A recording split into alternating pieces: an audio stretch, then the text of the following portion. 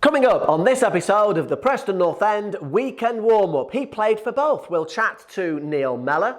We'll hear from the captain Alan Brown on local derbies. And in the studio, our very special guest is the gaffer, Ryan Lowe. All that and so much more on the Preston North End Weekend Warm-Up. Hello and a warm welcome to the first episode of a brand new season, the Weekend Warm-Up. We are back. They tried to cancel us. They couldn't get rid of us. One man who's going absolutely nowhere other than upwards is the gaffer, Ryan Lowe. How's your summer been? How are we? Good. Good stuff. Nice to see you. Where have you been? Where have I been? Yeah. Missing you. Have you? That's for sure. Missing football, hasn't everyone? Good summer? Very good. Some time with the family, some time recruiting players. Meeting players, Zoom with players, agents, yeah, busy summer. Busy. We'll talk about it all between now and the end of this award-winning show. We're not sure what the award is yet, but I'm sure we'll get one.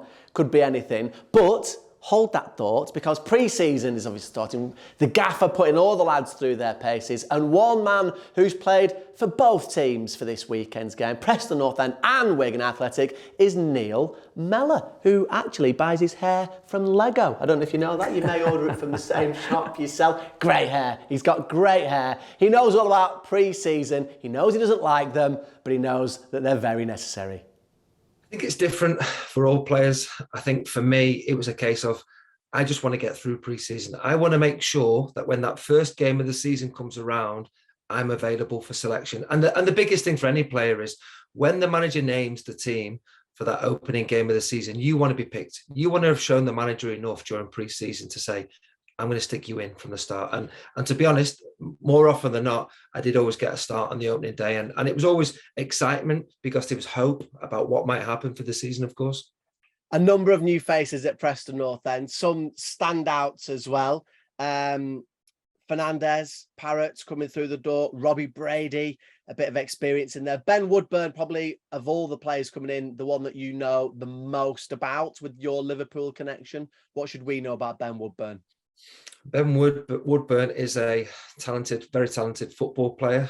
I think there has been so much potential about him, and he's not yet really exploded on the first team scene. I think as a young player coming through at Liverpool, there was a lot hoped about him, didn't quite fulfill it there. He's had a couple of loan spells that haven't quite worked out for him.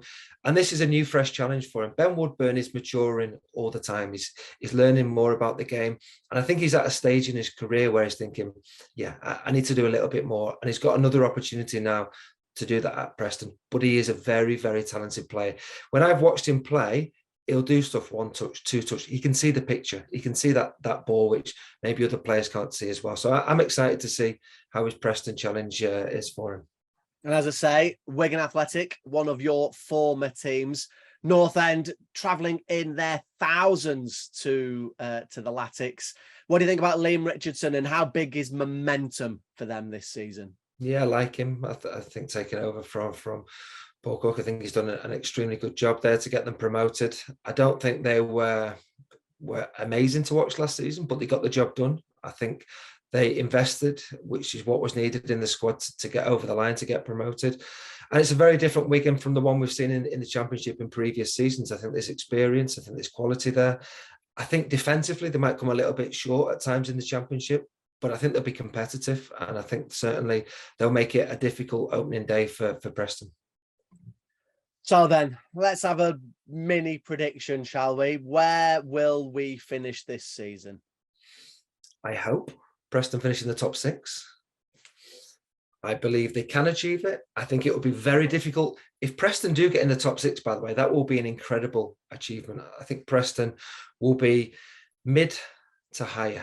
So 12th to higher. And I'm hoping that higher is maybe 5th or 6th. Yeah, I'd be all right with that. I'd be all right with that. We'd all be all right. But by the way, I cannot believe it. The last playoff team in the Championship was a team I was part of. That run needs to end. There needs to be a new Preston team that gets in the Championship playoffs. And I hope it can be achieved this season by this group. Right. So as far as pre-season is concerned, loads went across for the stuff in Spain. How was it for you? Fantastic, mate. I think the pre-season camp in Spain was was great. We knew it'd be great. The camaraderie, the bond between the players and even the fans, obviously, when they rolled down that hill, it was like in between us or something. It was fantastic, honestly. I think that was a memory that will stick with us. And then obviously the picture at the end with all the fans and the flags, it was really special. But ultimately the lads had worked the socks off all week before that game. It was a good game of football. Thought we played well up to 60 minutes until we had a dodgy ref making some crazy decisions, which I can say that because he won't see this show. But no, I thought that they were fantastic, and the application of the group, all that trip was great. Where's the line in terms, obviously, going out and getting that warm weather, higher altitude of such like as well? It's massive. I think John Lucas will tell you more about it than I would, but in terms of just taking the lads away and out the comfort zone, albeit we were in a lovely comfort zone, we had our own building and the pool was ours all the time and our own 3 pitches, and we could train on either one, and just getting the lads together. And the sessions, we had a session at 7 o'clock in the morning, which there was supposed to be a couple of them due in, but how hard the lads had worked, and you get your senior pros coming to see you, the lads, and we give them a bit of downtime, but they work the socks off, honestly. But it's always refreshing as well when you go a place like that, a little bit of sun on your back, and the lads had a bit of downtime when they'd worked hard in the sea and the pool and whatnot. So I've always felt it's very very encouraging when you take the lads somewhere like that. As a player when I went, and as a manager I've certainly took my teams away, and it hopefully benefits us in the long run. It's also a very good time for new signings to get to know the players who are in there already. I appreciate that some have come in post-Spain as well. But how's it gone for you? How do you think that part of your pre-season has gone? It's been great, Crabbers. I think the lads who come in early doors was obviously, Freddie, Dye and Ben Woodburn, and Robbie. We had them sort of tied up as early as we could to take away with us. We would have liked to, Troy and Alvaro to come with us as well to Spain, but obviously the time, I think they were away somewhere with their parent clubs also. But having that bond with them and then them coming in now to the group this week, it's as if they've known each other for a long time. And I think that's credit to the group, because they're the type of groups I want to create and I want, and the type of players. And Robbie had been in 3 or 4 days, it feels like he's been here for 6 years, just because obviously the Irish boys as well, and Di and Freddie have struck a relationship, and Ben Woody's come in and just took it like a duck to water in terms of bonding with the group, and then obviously Alvaro and now Troy again, with the Irish lads and everyone else, they've fitted in lovely, and that's what I always want. I want to make sure the new signings fit in as well as they can. As I say, they don't look like new signings in terms of in the building and around, because they've just settled in that good. We obviously know the new signings, but they've been fantastic so far, so good. Good stuff. Thank you for now. Don't go anywhere, and you neither, because Ryan obviously in charge of everything that's happening on the field and having a big say in everything off the field as well. So that's why we caught up not that long ago actually with Peter Ridsdale, just a few doors down, to let us know everything that's been happening off the pitch at North End. Right, here we are on the eve of the new season. How would you sum up the summer? Has it been one that's been good for Preston North End? Yeah, I'm looking back now and thinking we finished on a high, obviously the result against Middlesbrough. That took us into a season ticket campaign where we tried very hard to thank the supporters for the support they gave us last season, certainly after Ryan came in, with an innovative scheme where we obviously reduced the prices for the adult season ticket prices. Our supporters have been brilliant. They've rewarded us with the best ever season ticket sales in over 50 years, just short of the 12,000 mark. And I think that gives us a great base looking forward into the new season. And then as far as all the work and preparation that you've had to do off the pitch, how has all that gone? Well, we had a lot of players out of contract at the end of last season, which was good news in the sense it allowed us to free up some space in the squad for Ryan to bring in the players he wanted. There's obviously a lot of talk that goes on about whose players are they. Is it the club who'll bring them in, or the manager, or whatever? Let's reiterate what we try very hard to do is to work with the manager on the players that he identifies, see if we can get these first choice players. Sometimes when you read social media you'd think we've lost 15 players before we sign one, but from our point of view we've brought in the players that Ryan identified as targets, the ones he wanted. We've brought in 7 so far, including 2 loan signings. I think people forget that Bambo had only just come back from 2 years without playing football at Christmas time. He was out of contract in the summer, so we re-signed him, and as far as I'm concerned, that's a new signing. It gave us the opportunity to bring in 2 new goalkeepers. And I think despite the fact we've had great success with loan goalkeepers, I think it's the one position that if you can get your own keeper tied down to a medium to long contract, it's far better, and we've done that obviously with Freddie Woodman. Then the other signings were brought in a quality, and I think that some people will say you lost, depending on who you count, but up to 17 players, you only brought 7 in, but I honestly believe if you look at the squad now, anybody we've brought in can start, is pushing to start, and therefore the squad as a whole I think is stronger. You did say so far, then does that give leeway for maybe more to come through? Well, I think every manager, when they become a manager, gets some manual somewhere which says they always want 2 more players, and then you sign 2 and they still want 2 more. Look, we've got budget constraints where obviously our income will only allow us to spend so much on the playing squad. We have got a couple of players within the squad that they know if we can, we will find new homes for them. And if we find new homes, it frees up money to add further to the numbers we've already brought in. You never say never, you never say you're finished until the transfer window closes. But as we sit here today, and Ryan understands the position, we will look to bring others in if somebody who's already here goes out. And I'm not saying people who are likely to start at the moment. Obviously, it's people that Ryan has identified that were they to find new homes, he'd be happy for them to do so. So we're happy with the work we've done, delighted that we're ready to start the season with 7 new acquisitions, and let's see what happens between now and the transfer window closing. And I know that since you've been here, we always have the chat about being a Preston lad. I always like to see, if not Preston lads coming through the academy at least anyway, and a few professional contracts have been signed. So how satisfied are you with the way that the academy seems to be progressing now? Well, I think the academy last year, excelled in the sense that they obviously won their league. They won the Youth Alliance Cup. Obviously, they won the northern section. Then we went down to Luton and beat Luton in the final. And then the majority of our reserve team last year was made up of lads out of the academy, and they won their league as well. So I think in terms of youth development, the future's as good as it's been for a number of years. Our challenge now is to keep those around the first team squad, like Mikey O'Neill, who've already made the debut, and those who perhaps would benefit from loan deals. We'll try and get the right level of adult football.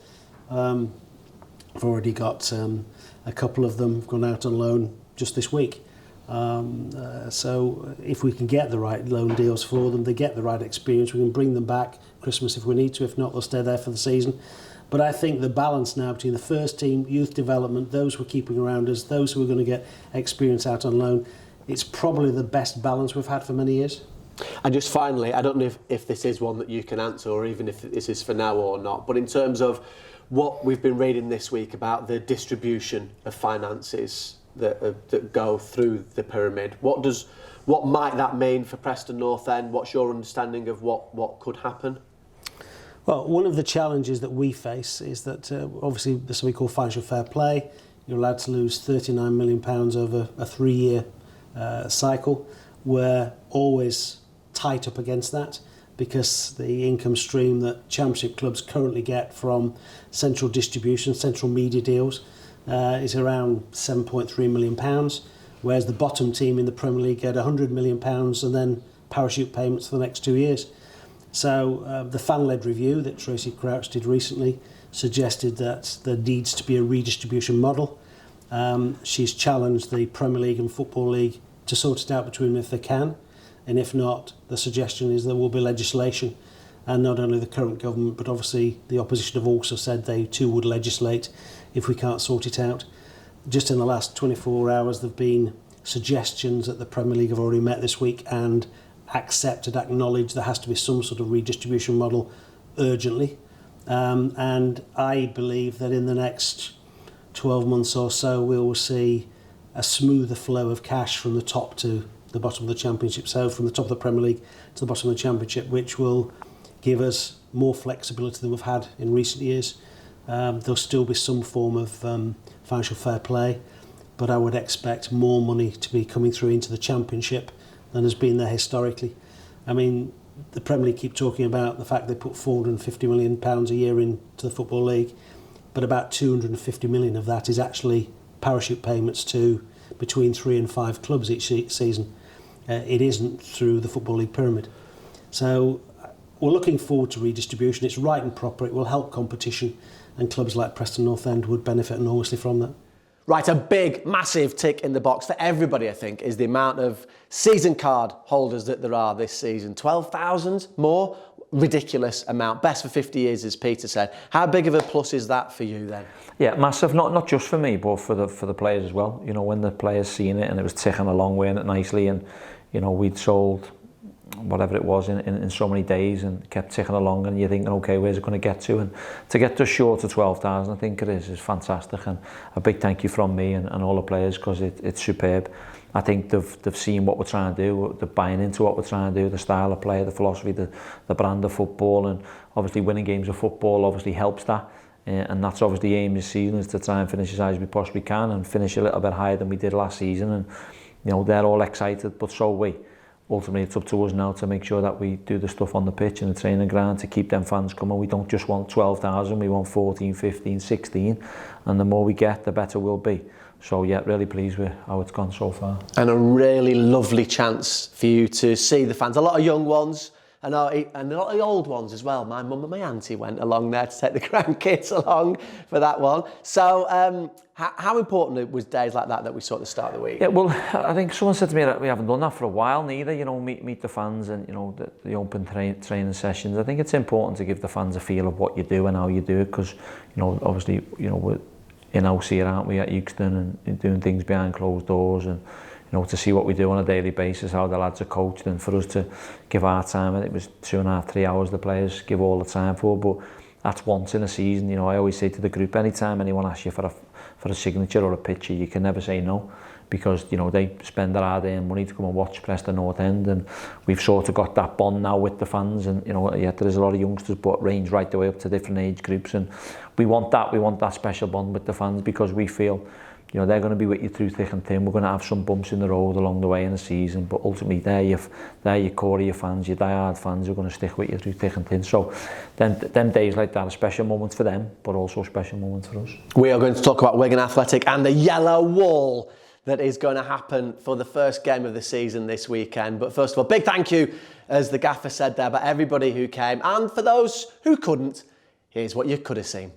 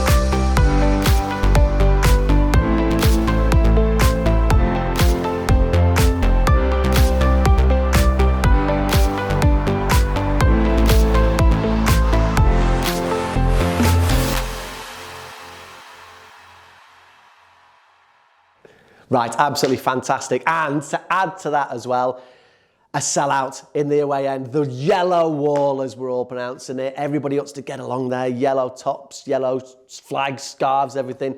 When you come out on there, what will that mean to you lot? Oh, unbelievable. They're the moments, aren't they? You know, first game of the season, first campaign in the championship, our first as me as the manager in terms of first full season. Really looking forward to it. The fans have been immense from the minute I walked through the door, and then to see that sold out within the space of a week was massive. But it's not, as I said before, it's not just massive to me. I think it's massive to everyone, all the other fans who potentially can't get a ticket, the town of Preston, you know, the players. It's massive for us because we know now that, you know, these fans are with us through thick and thin, and we've got to make sure that we perform on a weekly basis to keep these fans coming.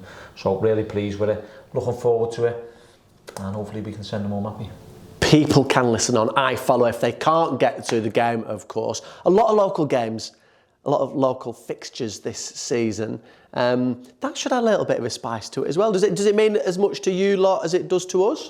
I think it means more to the fans, obviously, doesn't it? In terms of we have to go about our businesses. It's just another game. Yet we know that the teams who you mentioned, who are local now, and Wigan being one of them, the local derbies, because you know how long it is to get there and the radius of the towns and the cities. But for us, we have to just take each game as it comes, whether it's a derby or a normal game. But the good thing for us knowing now is that, you know, our place is going to be packed because there's teams, the derby teams are coming to us, and then we're hopefully going to be taking our fans in the numbers like we are to Wigan away to the derby games, and it's one we're really looking forward to, of having packed ends of all our supporters in. Yeah, they've been brilliant, and limbs everywhere, I think was the expression at a lot of good games last season. We caught up with the captain, Alan Brown, who knows all about the local fixtures.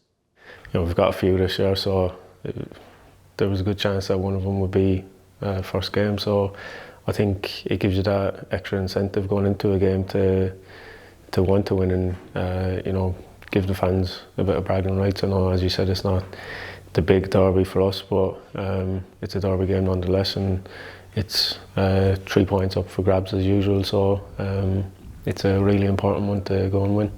Of course, every team wants to start well, but what is it that you can do to kind of make sure that you come away on Saturday with a positive result? I think just not to, you know, overthink it and think you have to come out all guns blaring. You know, we will want to come out of traps quickly, but it's a tough one to, you know, get back into the swing of things and get back into the swing of the championship, and, you know, understanding how games in this league work. You know, you're not always going to dominate games, and we need to, you know, come to that realisation right from the start, and, you know, manage games well. And obviously that starts on Saturday. You know, having that know-how of winning championship games, and, you know, they will be right up for it. They're probably still on a high from last season, and they've got a really good side. You know, they're not a typical League One side that comes up and will probably be happy just staying up there. They'll probably want to compete as best they can, and we've got to be right up for that, and, you know, welcome them back into the championship. Right, I was gonna say that's all the talking done, but it's not quite, because I mean, it's there. We're all getting fired up for the start of the season. We want some words of, I don't know whether you want to calm us down, lift us up. No, well, I think first and foremost, thanks for the support since I've come through the door. It's been immense, and the players recognise that also. And look, a new start, a new season, fresh through pre-season for this campaign. And one thing I can guarantee you from me, my staff and my players is 100% every game to try and win for you fans, because you deserve it. And we're with you, Gaffer. Good stuff. Thanks. And you might be literally with them at Wigan, so the yellow wall, good luck with the trip and stay safe for that one. Don't forget, if you can't get there, you can listen on iFollow PNE. Tickets are on sale for the 3 home games in August. We're with you there as well, Gaffer. And if you haven't bought your season card yet and you still want to, you can do right up until kick-off of that home game, the first home game of the season. I think that is everything. Good so stuff. It just remains for me then to say, come on, you yellows. Come on, you whites. What he said. Enjoy this season.